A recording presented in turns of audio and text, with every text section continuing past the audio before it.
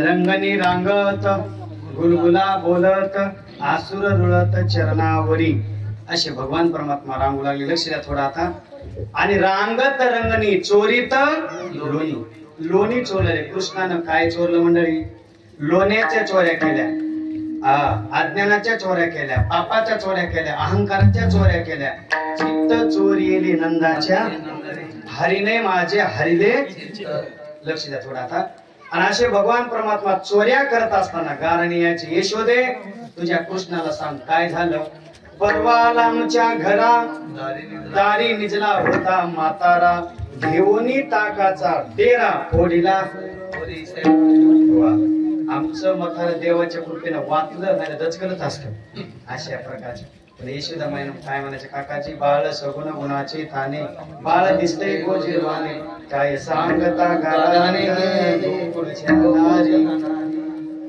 प्रभावती नावाची गवळण मुली. यशोदे तुला सगळं याचं युग कमी करा म्हणून, तुला लेकराचंच खरं वाटतंय का? म्हणले हा.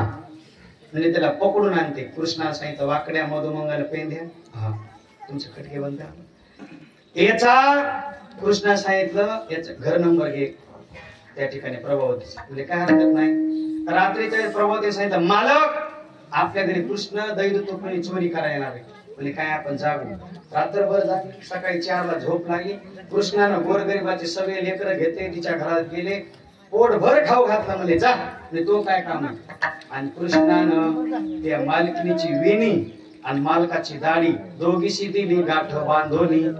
गाठ बांधली आणि भगवंत निघून गेले. सकाळी वेणीला झटका बसला. मालक वेणी कशाला वाढायली?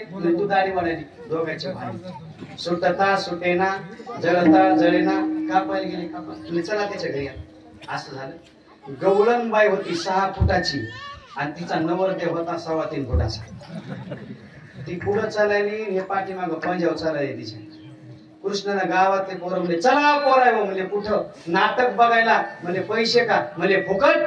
फुकट म्हणजे 1,500 पोरं तिच्या दारात. आता बघा ऍक्शन. 1,500 पोरं पुढं चालले. पाठीमाग गवळणबाई आणि तिच्या पाठीमाग दाढी बांधलेली असं तिचा गवळी.